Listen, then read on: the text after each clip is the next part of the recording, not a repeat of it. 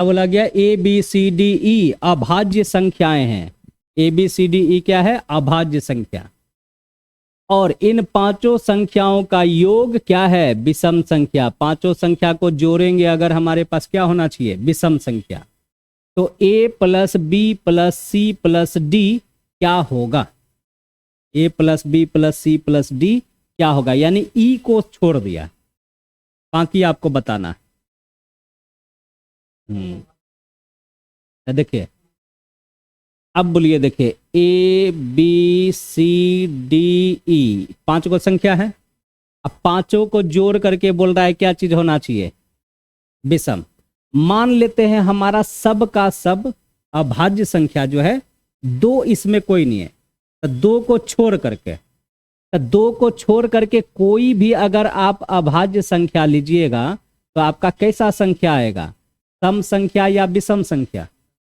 विषम संख्या। तो आप दो को छोड़ करके पांच को कोई संख्या लीजिए, मान लीजिए यहां से पांच को आए यहां तक आए, इसको जोड़िए तो क्या आएगा? विषम संख्या आ रहा है, विषम आ रहा है ना।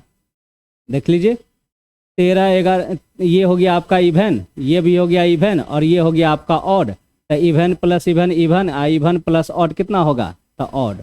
विषम संख्या आ गया।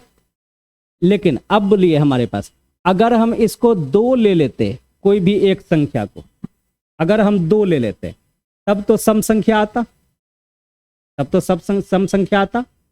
इसका मतलब हमारे पास इसमें से दो नहीं है, क्योंकि जोड़ करके क्या बोल रहा है? विषम संख्या। अगर हम किसी को अगर इसमें से सम संख्या ले लेते, दो है, तब तो जोड़ करके सम संख्या ना आ जाता। लेकिन हमारे पास कैसी संख्या बोला गया? विषम। इसका मतलब कोई भी इसमें सम संख्या नहीं है। तो जब कोई सम संख्या है ही नहीं, तो अब चार गो विषम संख्या को जोड़ेंगे तो क्या चीज आएगा? तो सम संख्या आएगा। नहीं समझे? फिर से देखिए ध्यान से, एग्जाम्पल लीजिए, ठीक है? देखिए, नहीं समझे तो इधर देखिए ध्यान से। हमारे पास बोला गया है क्वेश्चन में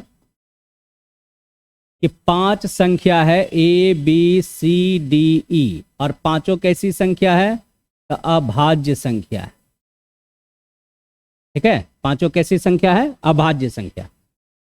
अब अभाज्य संख्या स्टार्ट कहां से होता है? तो 2 3 5 7 11 मान लिए, और बोला गया सबको जोड़ने पर क्या आना चाहिए? तो सबको जोड़ने पर विषम संख्या आना चाहिए, यही ना बोला गया था। पांचों का योगफल विषम संख्या है। तो बोलिए, सबको अगर हम जोड़ेंगे क्या विषम संख्या आया? देखिए, 11 7 18, 18 5 23, 23 3 26, 26 2 28, तो 28 आपका सम संख्या ना हो गया? नहीं हो गया?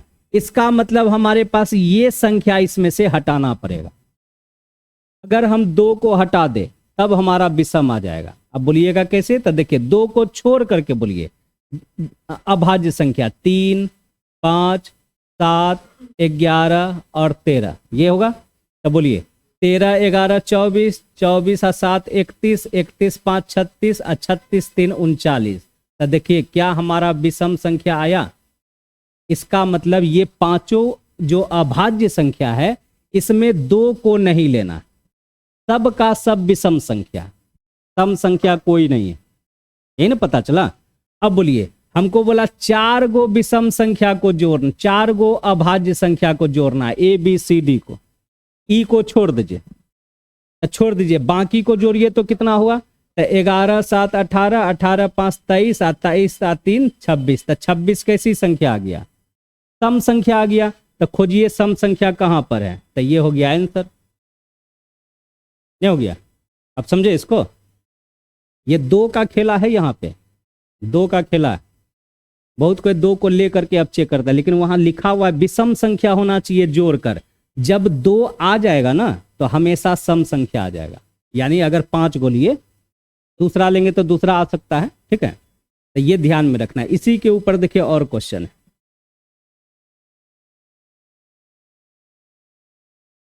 ये वाला है, चलिए ये भी देखिए दिल्ली पुलिस का। बनाइए इसको।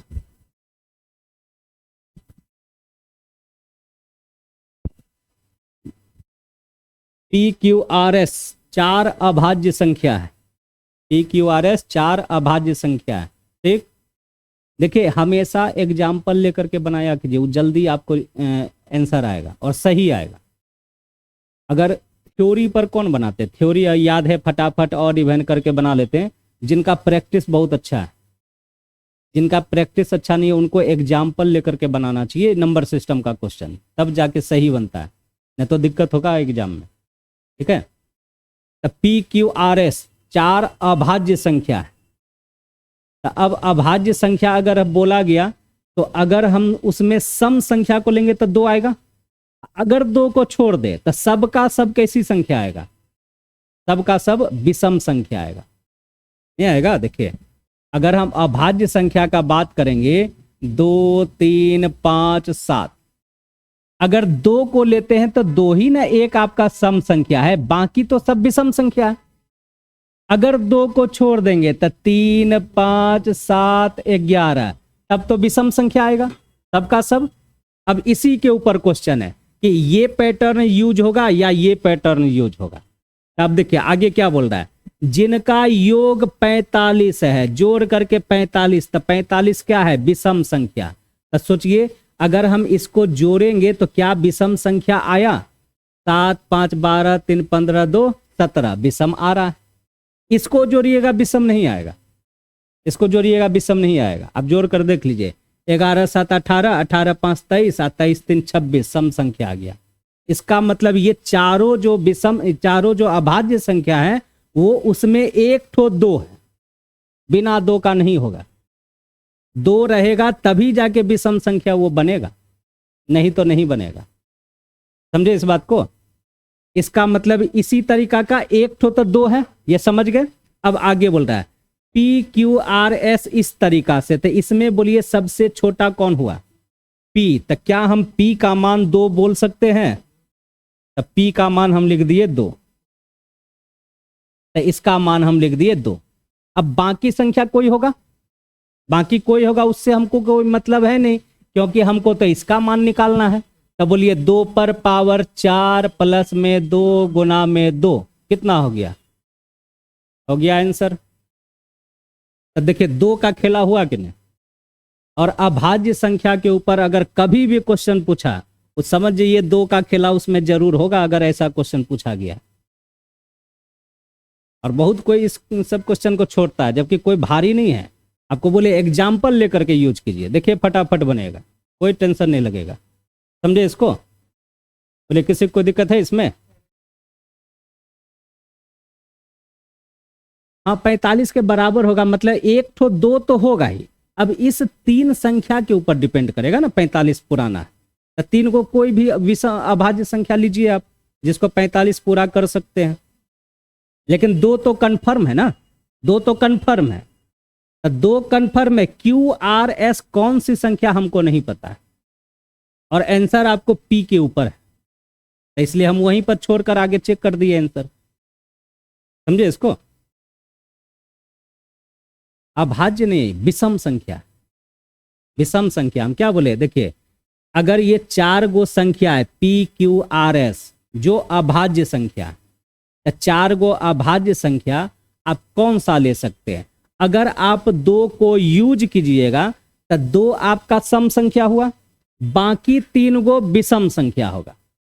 लेकिन अगर 2 का यूज नहीं होगा तो कोई भी अभाज्य संख्या लीजिए हमेशा विषम ही होगा। 2 को छोड़ करके कोई भी अभाज्य संख्या बोलिए विषम संख्या होता है, पता है नहीं ये चीज। हमको यहाँ पर 45 पूरा करना है, हम 45 को 45 नहीं पढ़ेंगे, हम 45 को विषम संख्या पढ़ रहे हैं। ये 45 इसका जोड़ करके कितना आना चाहिए, विषम संख्या। तो सोचिए अगर हम इस चारों संख्या का यूज करें, ये चारों कैसी है, अभाज्य संख्या है।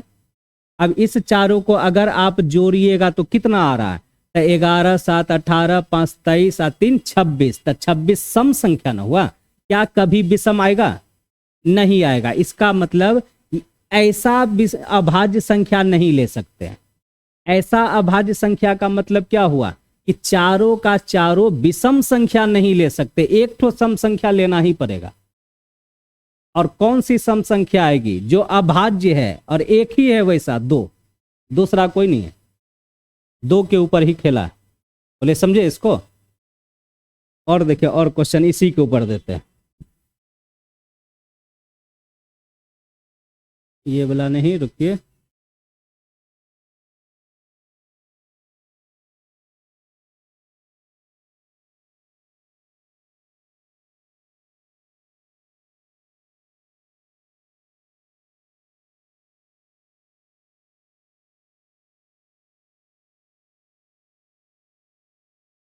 अच्छा चलिए पहले इसको बनाइए, संयुक्त है नहीं, इसको अभी रुक जाइए, दूसरा आते हैं। एक से अभाज्य संख्या विचार कीजिए, हाँ इसको बनाइए, छोटा कर देते हैं थोड़ा।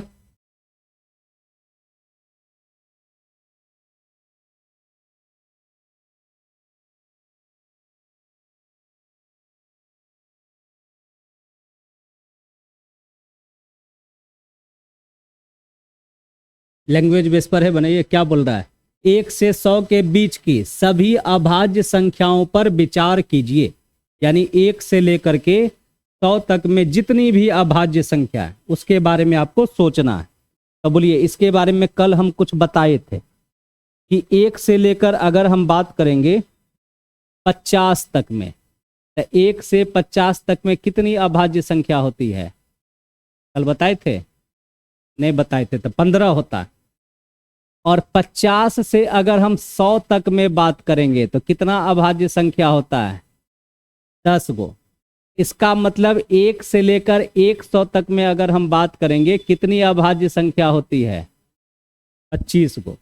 ये आपको ध्यान में रखना है, ये संख्या याद ही रखिए, क्योंकि ये क्वेश्चन पूछा हुआ है बहुत बार, जीडी में भी पूछा है, रेलवे में भी, कि 1 से 100 तक में कितनी अभाज्य संख्या है।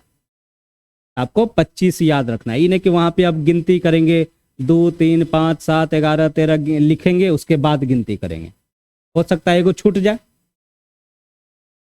उसके आगे नहीं जाता है, उसके आगे नहीं जाता।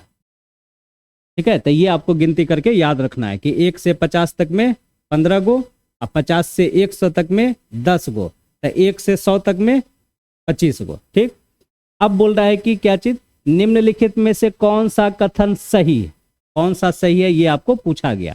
तो पहला बोल रहा है 5 के किसी गुणज से एक अधिक किसी संख्या का इकाई अंक 3 या 6 है। बोल रहा है 5 के किसी गुणज से, तो 5 का कोई भी गुणज अपने मन से बोलिए, तो 5 तिया 15, 5 तिया 15 से एक अधिक, तो एक अधिक कर दिए तो कितना हो गया? तो इसका इकाई अंक 6 आता है। तो ये बात तो सही है, लेकिन अब बोलिए 5 का 4 गुणज अगर हम करेंगे, 5 चौके 20, अब प्लस में 1 करेंगे 21, क्या 6 आया? तो हो गया ना गलत? नहीं हो गया गलत? क्या ये गलत हुआ ना? तो बस यही गलत हो गया, तो आगे उसको चेक ही नहीं करना, ये गलत हो गया। समझे इसको? 3 या 6 बोल रहा है इसका इकाई अंक 3 या 6 आएगा। तो देखिए इसमें कहाँ आया, ना तो 3 आया ना तो 6 आया, ये तो गलत ना हो गया। बोल रहा है क्या चीज, 5 के किसी गुणज से, यानी 5 का कोई भी गुणज ले लीजिए। तो बोल रहा है यही अंक आना चाहिए, तब वो हर जगह ना होना चाहिए, सब जगह ना होना चाहिए वैसा। एक भी जगह गलत हो गया तो वो गलत स्टेटमेंट है, अब वो सही नहीं है। जैसे हम मैथ में फॉर्मूला सब लिखते हैं, तब फॉर्मूला लिखते हैं तो वो फॉर्मूला हमेशा सही होता है। केमिस्ट्री नहीं है कि एक्सेप्शन आएगा, अपवाद। केमिस्ट्री में अपवाद आता है, मैथ में अपवाद बहुत कम आता, नहीं के बराबर आता है। फॉर्मूला एक बार जो बन गया वो फॉर्मूला उसके लिए हमेशा सही होता है। तो वही बात यहाँ बोल रहा है, 5 का किसी भी गुणज में, कोई भी गुणज बोल दीजिए, 5 दूना 10 लीजिए, 5 तिया 15 लीजिए, 5 चौके 20 लीजिए, और उससे एक अधिक करना है, उसमें एक जोड़ देंगे, तो उसका इकाई अंक क्या आना चाहिए? 3 या 6 आना चाहिए। या तो 3 आएगा या तो 6 आएगा, ये बोला गया है। तो ऐसे मन ही मन सोचिए, 5 का गुणज जब भी आएगा तो उसके लास्ट में 0 या 5 यही ना आएगा। तो इसमें अगर आप एक जोड़िएगा तो एक आएगा, इसमें एक जोड़िएगा तो 6 आएगा। तो 6 वाला बात तो हम बोल सकते हैं, लेकिन एक आना चाहिए, 3 वाला नहीं बोल सकते हैं। ये तो गलत ना हो गया। तो ये स्टेटमेंट क्या है? गलत स्टेटमेंट है, सही नहीं है। तो हमारे पास क्या हो गया? ये स्टेटमेंट गलत हो गया और हमको पूछ क्या रहा है? सही वाला पूछ रहा है। बोले समझे इस बात को? बोले समझे इस बात को? तो ये स्टेटमेंट क्या है आपका? ये गलत है। ठीक, यानी ए आपका गलत है। तो ए कहीं भी होगा तो वो आंसर नहीं होने वाला। क्यों? क्योंकि हमको बोल रहा है सही वाला बताइए। तो ए देखिए कहाँ पे है? इस स्टेटमेंट में है, इसमें है, तो ये दोनों ऑप्शन नहीं होगा। बोले समझे इसको? अब दोनों में बी है, तब बी को चेक नहीं करेंगे, बी सही ही होगा, दोनों में है, बी को चेक नहीं करना, हमको सही वाला पूछ रहा है। तो दोनों में बी है तो बी तो सही है ही। हमको किसको चेक करना है? सी को। अगर सी सही हो गया तब तो आंसर होगा डी, और अगर सी गलत हो गया तब आंसर होगा ए। तो सी को चेक कीजिए। सी क्या बोल रहा है? 5 के गुणज से एक अधिक और 6 के गुणज से भी एक अधिक सभी संख्याओं का योगफल 92 है। अब बोल रहा है 5 के गुणज से एक अधिक और 6 के गुणज से भी एक अधिक। अब 5 और 6 दोनों के गुणज से एक अधिक लेना है। इसका मतलब 30 के गुणज का एक अधिक बोल देंगे, ये बोल सकते हैं। 5 का भी गुणज होना चाहिए और 6 का भी गुणज होना चाहिए। तो हम बोल सकते हैं ना 30 का गुणज, दोनों के एलसीएम का गुणज। तो 30 का गुणज 30 के लिख देते हैं। 30 का गुणज, 30 से हम कुछ भी गुणा करेंगे और उससे एक अधिक बोल रहा है तो एक अधिक कर दिए। अब बोल रहा है इसको जब भी जोड़ेंगे तो हमेशा क्या होना चाहिए? संख्या का योगफल 92। अरे हम अगर के का मान 4 लेंगे तो 120 ऐसे ही पूरा हो जाएगा, नहीं हो जाएगा 120। तो बोल रहा है 92 होना चाहिए, तो ये गलत बात है ना। तो यहां पर ये भी आपका क्या हो गया? गलत हो गया। तो आंसर कौन सा होगा? बोले समझे इसको? लैंग्वेज बेस वाला क्वेश्चन थोड़ा सा टफ होता है, बहुत कोई इसको छोड़ देते हैं। आप लोगों में भी बहुत का भी माथा लग रहा होगा भारी जैसा, कितना भारी भारी कौन कौन सा लैंग्वेज है। हम जानबूझ के ये स्टार्ट करते हैं, अगर इसमें आपका दिमाग खुल गया तो आगे कोई भारी नहीं है। आगे प्रतिशत, लाभ, हानि, ये सब कुछ है? कुछ नहीं है। तब फटाफट आंसर कर दीजिएगा। मेन तो यही रहता है, सबसे टफ चैप्टर है ये, सबसे टफ होता है। और देखिए किस में पूछा गया है? आईबी वाला में, इंटेलिजेंस ब्यूरो में।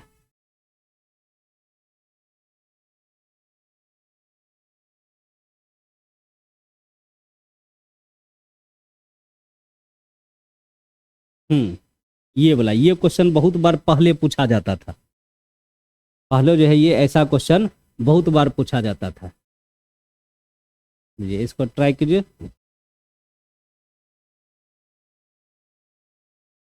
क्या बोल रहा है? 3 संख्या जो एक दूसरे की सह अभाज्य है। सह अभाज्य का मतलब देखिए होता क्या है?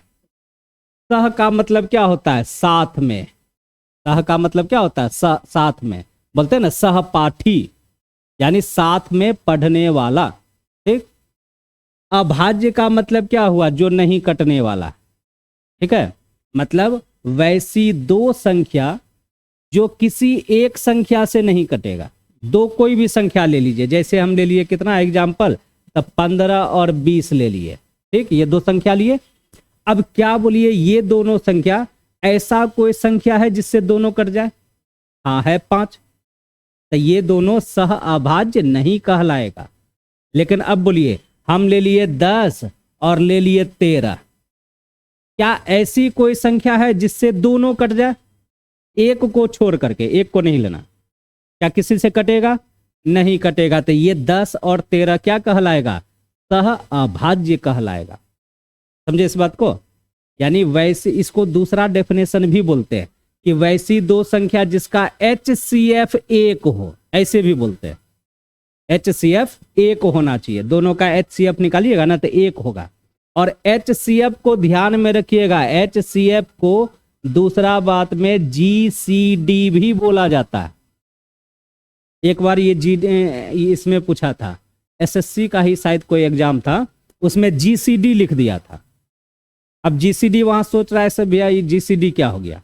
जैसे बोल देंगे 10 13 का जीसीडी क्या होगा, जीसीडी मतलब HCF हुआ। HCF का full form highest common factor, GCD का होता है ग्रेटेस्ट कॉमन डिवाइजर। ठीक है, यानी वैसी सबसे बड़ी संख्या जिससे सब का सब भाग लग जाए। ठीक है, ये ध्यान में रखिएगा, HCF और जीसीडी दोनों सेम चीज है। HCF पूछे या जीसीडी, दोनों सेम बात है। ठीक है, तो हम लोग का क्या हुआ, सह अभाज्य संख्या किसको बोला जाता है, वैसी दो संख्या जिसका HCF 1 होगा।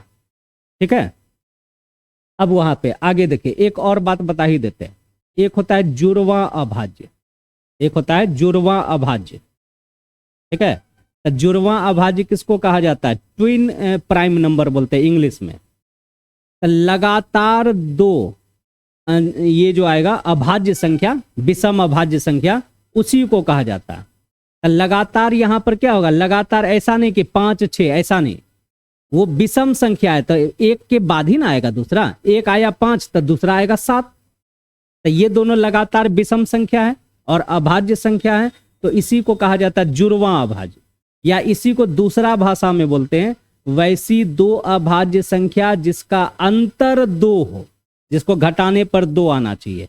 जैसे एग्जाम्पल देखिए, हम आपको लिख दिए 2 3 5 7 11 13 17 19, यहीं तक लिखे। अब यहां तक बोलिए हमारे पास क्या ये दोनों जो संख्या 3 5 दोनों अभाज्य है और दोनों का अंतर 2 है, तो 3 और 5 कैसी संख्या कहलाएगी, जुड़वां अभाज्य। ठीक, 5 7 देखिए दोनों आपके पास अभाज्य संख्या है और दोनों का अंतर 2 है, तो ये दोनों कैसी संख्या कहलाएगी, जुड़वां अभाज्य। 11 13 देखिए ये दोनों आपका क्या है, अभाज्य संख्या है और दोनों का अंतर 2 है, तो ये दोनों कहलाएगा जुड़वां अभाज्य। 17 19 देखिए दोनों अभाज्य संख्या, दोनों का अंतर 2, तो इसको क्या बोला जाएगा, जुड़वां अभाज्य बोला जाएगा। और कभी कभी ये भी पूछ लेता है, ऐसे ही दे देगा, इनमें से कौन सा जुड़वां अभाज्य है, 4 गो ऑप्शन दे देगा। तो जुड़वां अभाज्य किसको कहा जाएगा, वैसी दो अभाज्य संख्या जिसका अंतर 2 होगा। ठीक, सह अभाज्य किसको कहा जाएगा, वैसी दो संख्या, यहां अभाज्य संख्या नहीं बोलना है। सह अभाज्य में देखिए सम संख्या भी हो सकता है, विषम संख्या भी हो सकता है, अभाज्य संख्या भी हो सकता है, कोई भी हो सकता है। सह अभाज्य में जरूरी नहीं है कि अभाज्य संख्या हो, यह ध्यान में रखिएगा। इन्हें कि सह अभाज्य मतलब सोच लीजिएगा अभाज्य संख्या ही होगा, ऐसा जरूरी नहीं है। तो सह अभाज्य किसको बोला जाएगा, वैसी दो संख्या जिसका HCF 1 हो, जिसका HCF कितना होना चाहिए, 1 होना चाहिए। समझे इस बात को, ये दोनों ध्यान में रखिएगा। और इसी के ऊपर हमारे पास बोल रहा है कि 3 संख्या जो एक दूसरे की सह अभाज्य है। तो सह अभाज्य का मतलब क्या हो गया, एक दूसरे का HCF 1 होगा, वो किसी तीसरे संख्या से नहीं कटने वाला। एक से कटेगा, अपने आप से कटेगा, तीसरा किसी से भी नहीं कटेगा। ठीक, पहली दो संख्या का गुणनफल 391 है और अंतिम दो संख्या का गुणनफल 943 है, तो मध्य वाली संख्या ज्ञात कीजिए। तो देखिए पहली दो संख्या मान लेते हैं A और B, इसको गुना करने पर कितना है, 391। अंतिम दो संख्या B और C गुना करने पर कितना हो गया, 943। ये दिया हुआ है। और बोल रहा है बीच वाली संख्या, तो संख्या हम तो ऐसे न माने हैं A B C, अब बीच वाला तो B है ना, तो B का मान निकालना है। तो कैसे निकाला जाएगा, तो देखिए हम छोटा सा एग्जांपल आपको बताते हैं। जैसे हम बोलेंगे 2 गुना में 3 ये हो गया, और 3 गुना में 5 15 हो गया, ये लिख दिए। तो देखिए एक 6 आया 15 आया, दोनों अभाज्य संख्या का गुणनफल है, तो ये दोनों में जो मिलेगा ना वही आपका बीच वाला संख्या, देखिए B दोनों में मिल रहा है। तो इसको कैसे निकाला जाएगा, तो 391 का फैक्टर करना होगा। दो संख्या ऐसा लेना होगा जिसको गुना करने पर 391 आ जाए, और फिर उसके बाद 943 का भी गुणनखंड करना होगा। दो संख्या ऐसा आएगा जिसको गुना करने पर 943 आएगा, और सब अभाज्य संख्या आएगा। टोटल का टोटल अभाज्य संख्या आएगा, दूसरा कोई नहीं आने वाला। समझे इस बात को? तब उसमें जो दोनों में मिलेगा वही आपका आंसर है, जो दोनों में मिलेगा। दोनों में देखिए यहाँ पे बी मिल रहा है ना, तो उसी तरह से दोनों में जो मिलेगा वही आपका आंसर होगा। तो समझे इस बात को? कैसे निकालेंगे? बनेगा ये, आप फैक्टर करना पड़ेगा। और ये पूछा हुआ है, रेलवे में भी पूछा है, ग्रुप डी में भी पूछा हुआ है, ये क्वेश्चन बहुत बार पूछा हुआ है। ऐसा बनेगा ऐसा, बस आपको फैक्टर मेन करने में जो टाइम लग जाए। अब फैक्टर हम कैसे करेंगे वही तो आपको सोचना है, मन ही मन सोचिए। 19 का स्क्वायर कितना होता है? 361। अब वो है कितना? इसका मतलब एक ठो अगर 19 होगा तो दूसरा 19 से थोड़ा सा अगर हम बड़ा ले ले तो 391 आ सकता है। 391 आ सकता है ना, क्योंकि दोनों अगर 19 लेंगे तब तो 361 आता है, लेकिन हमको 391 है। तो एक ठो अगर 19 लेंगे तो दूसरा 19 से ज्यादा लेना होगा। तो एक ठो 19 लिए तो दूसरा संख्या बोलिए 19 से ज्यादा, जो अभाज्य संख्या है 23 आएगा। तो 19 और 23 को अगर गुना करेंगे तो लास्ट में 7 आता है। ये नहीं होने वाला, ये नहीं होने वाला। 23 के बाद बोलिए 29। तो 19 और 29 को गुना कीजिए, क्या हमारे पास आ जाएगा? ज्यादा हो रहा है, इसका मतलब हमारे पास 19 लिए तो उधर 29 लिए, तो 19 को छोड़ करके दूसरा ले लीजिए। तो उसी में से आपको संख्या चुनना पड़ेगा, वहां चेक करके मन ही मन आपको कैलकुलेट करना होगा कौन सा संख्या लेना है, तब जाके आएगा आपका। नहीं तो फिर उसमें चेक करते रहिएगा, काहे कि अभाज्य संख्या फैक्टर तो होगा नहीं। जैसे 6 है, वो 2 और 3 अभाज्य संख्या का, दूसरा तीसरा कोई संख्या आएगा ही नहीं। तो छोटी संख्या पता चल जाता है, लेकिन बड़ी संख्या में आपको मन ही मन सोचना पड़ेगा कौन सा संख्या लेना है। 19 से हम 29 लिए नहीं हुआ, तो एक दूसरा ले लीजिए। 19 से पहले कौन आता है? 17 आता है। तो 17 को 23 से गुना करके देख लीजिए क्या आता है। देखिए 17 गुना में अगर हम 23 करते, दोनों अभाज्य संख्या है ना, तो गुना कीजिए। 17 या 51 का 1 बच गया आपका 5, 17 दूना 34 और 5 क्या हमारे पास आ गया? नहीं आ गया? तो एक ठो 17, तो एक ठो आपका 23 है। तो यहां एक ठो 23 के साथ देख लीजिए किसके साथ आएगा। लास्ट में 3 आना चाहिए। सोचिए 3 को हम किससे गुना करेंगे कि 3 ही आएगा? तो 1 से ही गुना करना पड़ेगा। यानी ये वाली संख्या जो आएगा, ऐसी संख्या आएगा जिसके लास्ट में 1 आएगा, ऐसी संख्या आएगा जिसके लास्ट में 1 आएगा। अब मन ही मन सोचिए, ये 23 है और यहां पर 900 पूरा करना है, 900 पूरा करना है। तो 23 को हम कितना से गुना कर दे कि 900 के लगभग चल जाएगा? तो 23 दूना होता है 46, 46 दूना 92 होता है, यानी वो डबल से ज्यादा जाएगा, यानी 40 के लगभग चल जाएगा। यानी 41 या 47 आप सोच के जाइए। जैसे हम 41 ले लेते हैं और 41 से गुना करके देखिए क्या ये पूरा हो रहा है या नहीं। नहीं होगा तब जाके आप 47 ले करके देख लीजिएगा। देखिए मान लीजिए इसको गुना करते हैं, 23 से कम 23 का 3 बच गया 2, और 23 दूना 46, 46 दूना 92, 92 या 2 94। देखिए आ गया ना। तो हमारे पास ये दोनों संख्या, ये संख्या और ये संख्या, दोनों में कौन मिला? 23 मिला। तो 23 आपका मध्य वाली संख्या है। इसमें सिर्फ आपको यही कैलकुलेशन के कारण टफ होता है, बाकी ये कोई भारी क्वेश्चन नहीं है। बस 2 संख्या आपको बना लेना है, कौन सा 2 संख्या का गुणनफल है। अगर वो पता चल गया आप आंसर लगा सकते हैं। समझे इसको?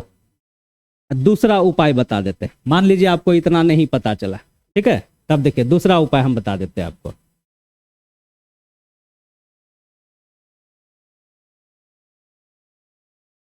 दूसरा उपाय देखिए, ये हम जान रहे हैं कि a गुना में b करेंगे तो आएगा कितना? 391, और b गुना में c करेंगे तो कितना आएगा? 943। ये पूछा गया है। अब बोला गया है बीच वाली संख्या, मतलब b का मान पूछा गया, तो ऑप्शन से आप ले लीजिए। मान लेते हैं हम ऑप्शन ले लेते हैं 23। तो अगर हम यहाँ पर b का मान 23 लिए तो 23 को क्या हम कोई ऐसी संख्या है जिससे गुना करने पर ये हो जाए, या 23 से क्या ये कट रहा है, ये चेक कर लेना है। क्योंकि ये गुना करके ही ना 391 आ रहा है। तो 23 से ये कटना चाहिए, तो 23 से भाग दे करके देख लीजिए ये कटा या नहीं कटा। अगर कट गया तो फिर अब यहां चेक करेंगे, यहां भी तो b का मान 23 ही है, तो 23 से ये भी कटना चाहिए। अगर कट गया दोनों तो यही आंसर है, नहीं कटेगा तो नहीं है आंसर। अगर वो नहीं हुआ अब चेक कर देंगे। इसमें क्या करिएगा, छोटी संख्या से चेक कीजिएगा, ज्यादा आसान रहता है। जैसे 17 से हम चेक करेंगे, 17 से दोनों कटना चाहिए, कट गया तो आंसर, नहीं कटा नहीं आंसर। नहीं तो फिर 19 से चेक करेंगे, कट गया तो आंसर, नहीं कटा तो नहीं आंसर। अगर वहां पे गुना में आपका माइंड काम नहीं कर रहा है तो ऑप्शन से चेक कर लीजिए, बीच वाली संख्या कम। 17 से कौन कटेगा, ये कटेगा, ये नहीं कटेगा, ये वाला नहीं कटेगा, दोनों कटना चाहिए। अगर जिससे दोनों कट गया वही आपका आंसर होगा। अगर माइंड काम नहीं कर रहा है कैसे फैक्टर करेंगे, तो लास्ट उपाय आपको बता दिए, ऑप्शन से चेक कीजिए, जिस संख्या से दोनों कट गया वही आपका आंसर होगा। बोलिए समझे इसको।